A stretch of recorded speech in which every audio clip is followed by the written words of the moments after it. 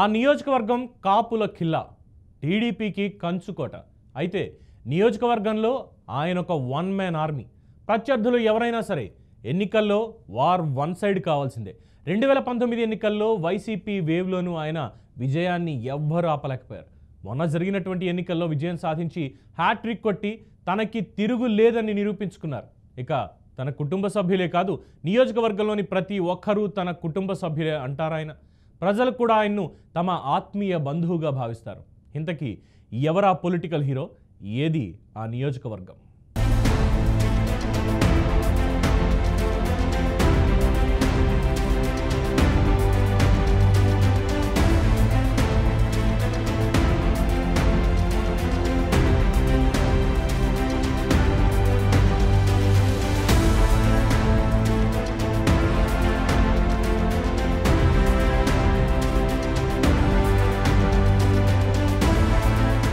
పశ్చిమ గోదావరి జిల్లాలో ఉన్న 7 అసెంబ్లీ సెగ్మెంట్లలో ఒకటి వీఐపీ నియోజకవర్గం, అదే పాలకొల్లు. ఇది నర్సాపురం లోక్సభ పరిధిలో ఉంటుంది. ఈ సెగ్మెంట్ లో పాలకొల్లు, యలమంచిలి, పోడూరు మండలాలు ఉన్నాయి. పాలకొల్లు నియోజకవర్గంలో ఎక్కువసార్లు తెలుగుదేశం పార్టీనే పసుపు జెండాను ఎగరవేసింది. అంతేకాదు గత 3 పర్యాయాలు కూడా నిమ్మల రామానాయుడు వరుసగా టీడీపీ జెండాను ఎగరేసి హ్యాట్రిక్ విజయం సాధించారు. దాంతో టీడీపీకి కంచుకోటగా ఉన్న ఈ నియోజకవర్గంలో ఆ పార్టీకి మరింత బలంగా పునాదులు పడినట్టయింది. ఇక పాలకొల్లు నియోజకవర్గం ఏర్పడినప్పటి నుంచి అత్యధికంగా 8 సార్లు టీడీపీ విజయడంకా మోగించగా 7 సార్లు కాంగ్రెస్ గెలిచింది. ఈ క్రమంలో ప్రస్తుతం టీడీపీ నుండి 3వ ఎమ్మెల్యేగా హ్యాట్రిక్ సాధించిన నిమ్మల రామానాయుడు కూటమి ప్రభుత్వంలో భారీ నీటిపారుదల శాఖ మంత్రిగా కొనసాగుతున్నారు.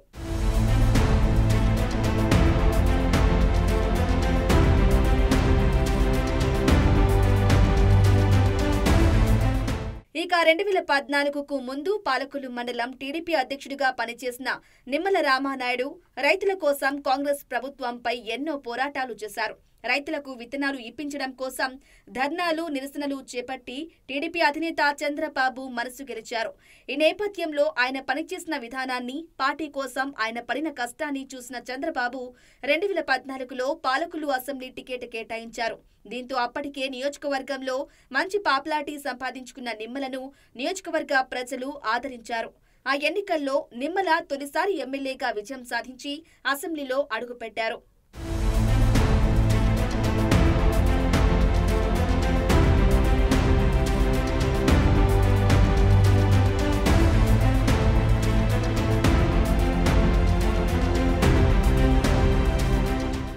ఇక అక్కడి నుంచి వెనుతిరిగి చూడని నిమ్మల ప్రజాసేవే ధ్యేయంగా ముందుకు సాగారు. కాపుల ఖిల్లా, టీడీపీ కంచుకోటగా ఉన్న పాలకొల్లులో తెలుగుదేశం జెండాకు మరింత బలంగా పునాదులు వేశారు. నియోజకవర్గంలో ఏ సమస్య ఉన్నా ఆయన వన్ మ్యాన్ ఆర్మీగా ముందుకు సాగారు. దీంతో ప్రజల మనసులో చెరగని ముద్ర వేసుకున్నారు. మొదటిసారి ఎమ్మెల్యేగా ఎన్నికైన నిమ్మల రామానాయుడు దాదాపు 600 కోట్ల రూపాయలకు పైగా నిధులు తెచ్చి పాలకొల్లును డెవలప్ చేశారు. ఎంతో కాలంగా హిందూ శ్మశాన వాటిక దుర్భర స్థితిలో ఉండటంతో దానికి ప్రభుత్వం నుండి నిధులు సేకరించి ఆ శ్మశాన వాటికను అత్యంత సుందరంగా తీర్చిదిద్దడమే కాకుండా అది శ్మశాన వాటిక కాదు, పార్కు అనుకునేలా తీర్చిదిద్దారు.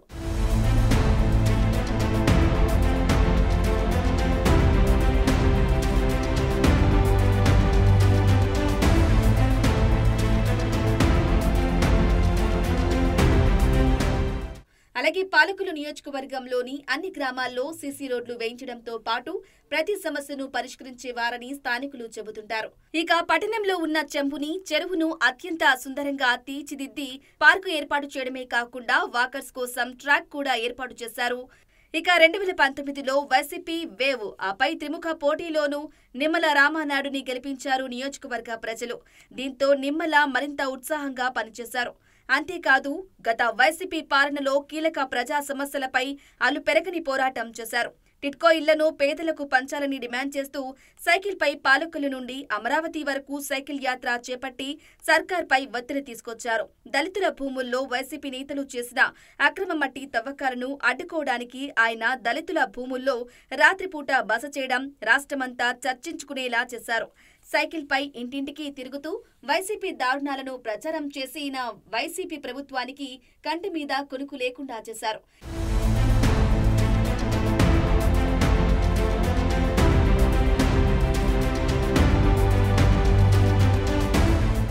ఇక తండ్రి పేరున ధర్మారావు ఫౌండేషన్ స్థాపించి తనకున్న 20 ఎకరాల్లో వచ్చే ఆదాయంలో సగం పేదలు, వృద్ధులకు, వికలాంగులకు ఎన్నో సేవలందించారు.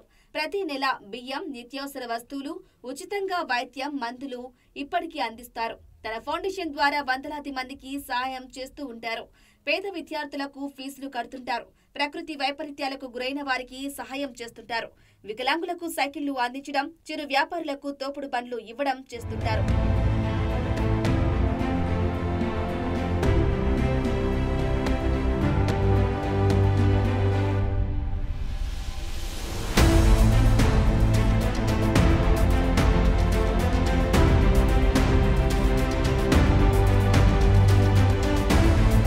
ఇదిలా ఉంటే కరోనా మహమ్మారి ప్రజలను కబలిస్తున్న సమయంలో తన గొప్ప మనసును చాటుకున్నారు నిమ్మల.